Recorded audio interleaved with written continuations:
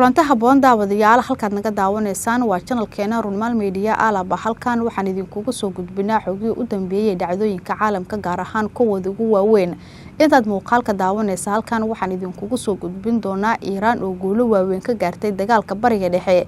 waxa sidoo kale Mareykanka iyo sidoo kale Iran ay gaareen heshiis is-afgarad oo xabad joojin ah iyadoo arintaasi taaganna Israa'iil waxay qaaday weerar culus iyadoona bartilmaameysatay Lubnaan shuruudihii ay Iran ay hordhigtay Mareykanka uu aqbalay waxa ka mid ahaa in aanan la weerari karin Lubnaan xogii u dambeeyay ayaa halkan kugu soo gudbin doona hadii ay tahay markii ugu horeysay ku soo gaara muuqaalkeena subscribe inoo dhigam baleelkana fursi ku soo gaara muuqaalada kala xiga hadii subscribe inoo tahayna muuqaalkeena share garay like inoo saar soo gaara asxaab badan wad ku maadsanta daawashadaada aynu ku bilaabno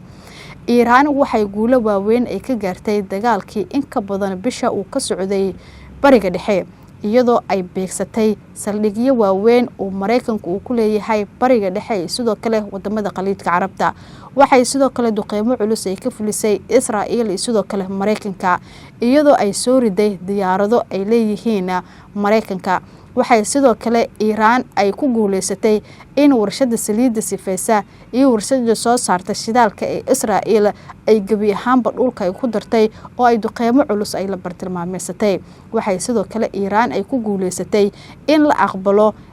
shuruudihii ay hordhigtay Israa'iil iyo Mareykanka markaana waxa qoorta iskula jira Mareykanka iyo sidoo kale Israa'iil kadib markii Mareykanka uu aqbalay shuruudihii ka yimid dhanka iyo Iran inkastoo Israa'iil ay shuruudahaasi gabi ahaanba ka soo horjeesatay oo ay diidaneed in shuruudahaasi la aqbalo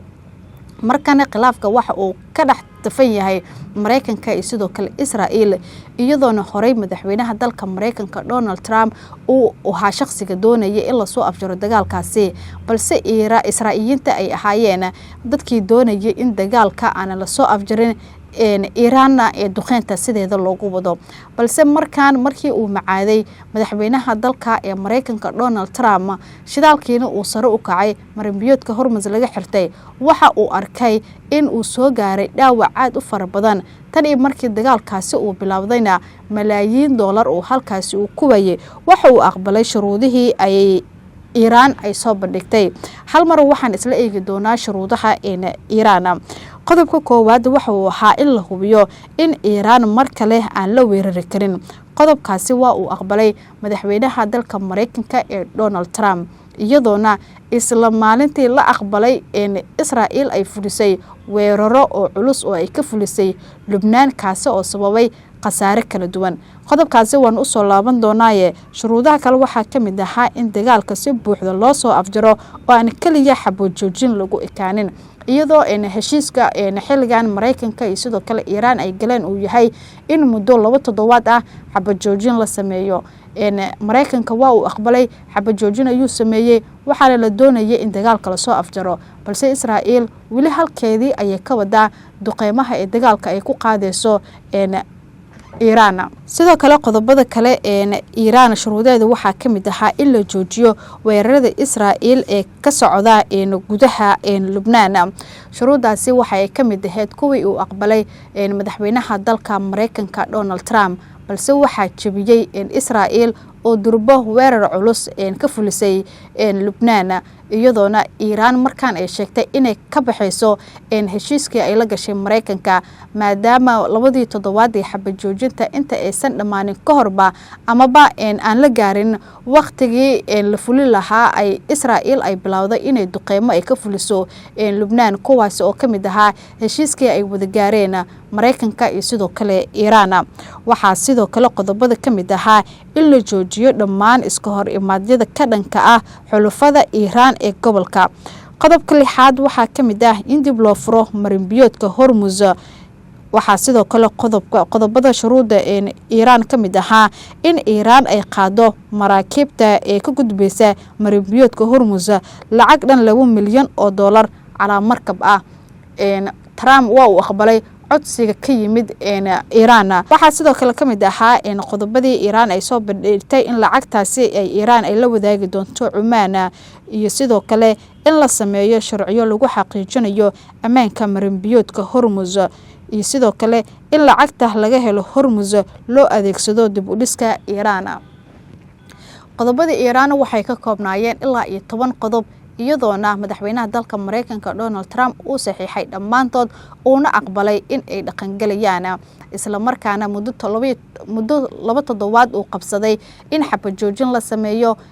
Iiraan aysan qaadin wax weerar ah. Iiraan dhankeeda waa ay xakameysay oo heshiiskii ay la gashay Mareykanka waa ay ka soo bixaysaa balse waxay soo saartay hadal la yaab leh oo hanjabaad ah kadib markii Israa'iil ay weerar ay ku qaaday Lubnaan oo kamid ahaa shuruudihii Iiraan ay u soo bandhigtay madaxweynaha dalka Mareykanka Donald Trump. Iiraan waxay sheegtay in gabi ahaanba ay ka bixi doonto heshiiskii xabad joojinta oo ay bilaabi doonto weeraradeedii bartilmaameedka ee ahaa wadamada Khaliijka Carabta bariga dhexe iyadoona si toos ah ay gantaalo ay ugu weerari doonto Israa'iil oo dagaalka ka soo gaaray jab aad u culus oo laga burburiyay goobo badan oo shidaalka lagu keediyo iyo sidoo kale warshadii sifeenaysay saliida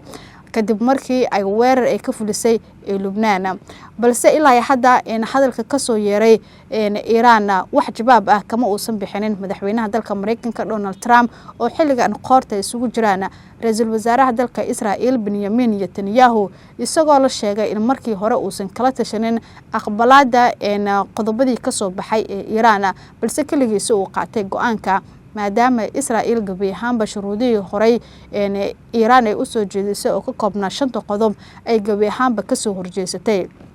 xaaladda bariga dhexe maanta waxay tahay mid degan oo Iiraan waxay gashay jawi cusub iyadoona sheegtay in markaan ay aargudatay oo saldhigyo badan Mareykanka uu leeyahay dhulka ay dhigtay malaayiin dollar ee Mareykanka halkaasi ay kaga burbureen diyaarado dhowr ah ay ka soo riday Israa'iil goobo badan oo kamid ah duqeymo ay ka fulisay inkastoo wali Iiraan ay u sii hanqaltaagayso inay fuliso weerar kale oo ka duwan kuwii bisha iyo wax la jiray ay ku weeraraysay bariga dhexe sidoo kale wadamada Khaliijka haddana xilligan waxay u muuqataa mid ka soo baxaysa balantii ay wada galeen madaxweynaha dalka Mareykanka Donald Trump balse waxay ku hanjabtay in haddii weerar kale oo ka yimaada dhanka Israa'iil ay qaadi doonto weerar kale oo dhigaha farta lala gashanayo kaasi oo abidna aan joogsan doonin ilaa iyo ay cagta ay marsiin doonto magaalooyinka waaweyn ee Israa'iil. xaaladda bariga dhexe maanta waxay tahay mid degan oo Iiraan waxay gashay jawi cusub iyadoona sheegtay in markaan ay aargudatay oo saldhigyo badan Mareykanka uu leeyahay dhulka ay dhigtay malaayiin dollar ee Mareykanka halkaasi ay kaga burbureen diyaarado dhowr ah ay ka soo riday Israa'iil goobo badan oo kamid ah duqeymo ay ka fulisay inkastoo wali Iiraan ay u sii hanqaltaagayso inay fuliso weerar kale oo ka duwan kuwii bisha iyo wax la jiray wixii xooga iyo macluumaad dheeri ah ay ku soo kordho muuqaaladeena xiga ay idinku soo gudbin doonaa haddii ay tahay markii ugu horeysay uu ku soo gaaro muuqaalkeena fadlan subscribe inoo dheh gambalaalkana furso ay ku soo gaara muuqaalada kale xiga haddii aad subscribe inoo tahayna muuqaalka inoo share garee like inoo sar soo gaara asxaab badan waad ku mahadsantahay daawashadaada.